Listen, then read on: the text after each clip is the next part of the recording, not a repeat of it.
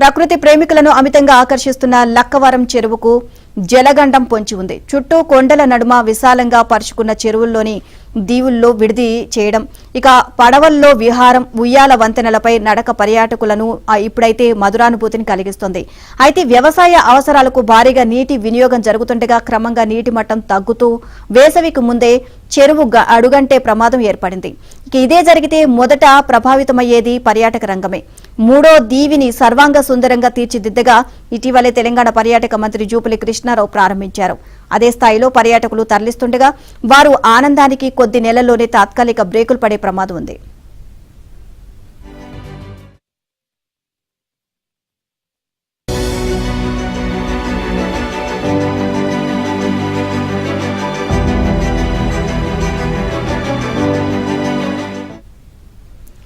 దేవాదుల ఎత్తిపోతల పథకానికి బ్యాలెన్స్ రిజర్వాయరుగా ఉన్న రామప్ప చెరువు నుంచి లక్కవరానికి గోదావరి జలాలను తరలించే ప్రయత్నం భూసేకరణ స్థాయిలోనే మూలుగుతోంది.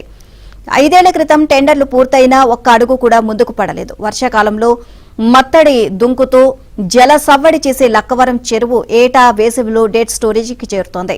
34 అడుగుల నిల్వ సామర్థ్యం కలిగిన చెరువు మైదానంలా మారుతోంది. దీంతో 4 నెలలు పర్యాటక రంగం కుదేలవుతోంది.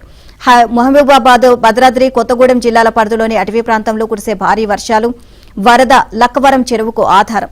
వర్షాభావ పరిస్థితులు నెలకొంటే కనీస నీటి మట్టం చేరడం ఒక్కోసారి కష్టమవుతోంది.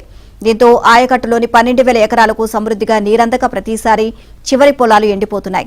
ఈ నేపథ్యంలో గత ప్రభుత్వం లక్కవరానికి రామప్ప చెరువు నుంచి జలాలను తరలించాలి అని యోచించింది. 7.5 కిలోమీటర్ల మేర కాల్వ తవ్వి గ్రావిటీతో నింపేందుకు ప్రణాళికలు సిద్దం చేసింది. 2019లోనే 14.53 కోట్ల రూపాయలను మంజూరు చేయగా టెండర్లు కూడా పూర్తయ్యాయి.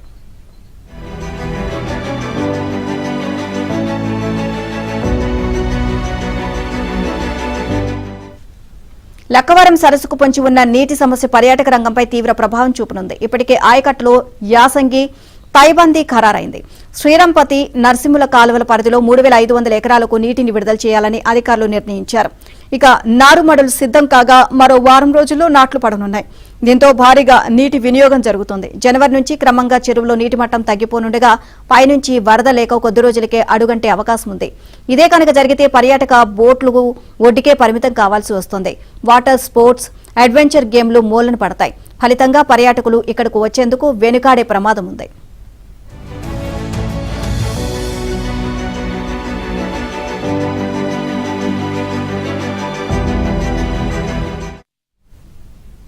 కాల్వ నిర్మాణానికి 145.36 ఎకరాల భూములు అవసరమవుతాయని సాగునీటి పారుదల అధికారులు గుర్తించారు. ఎకరానికి 2.47 లక్షల పరిహారాన్ని ప్రభుత్వం నిర్ణయించింది. వరి, మిర్చి పంటలు సాగయ్యే ఈ భూములకు మంచి డిమాండ్ ఉండడంతో ఎకరం 25 లక్షల నుంచి 30 లక్షల ధర పలుకుతోంది. రైతులు ఒప్పుకోకపోవడంతో పరిహారాన్ని ఎకరాకి 8 లక్షల రూపాయలకు పెంచాలని అధికారులు ప్రభుత్వానికి నివేదించారు. ఆమోదం లభించకపోవడంతో 5 ఏళ్లు గడిచిపోయాయి. నిర్మాణ వ్యయం రెట్టింపైందని, పాత టెండర్ రేట్లకు అనుగుణంగా పనులు చేయలేమని కాంట్రాక్టర్ సైతం చేతులెత్తేశాడు. మంత్రి సీతక్క ఈ విషయాన్ని ప్రభుత్వం దృష్టికి తీసుకువెళ్లారు.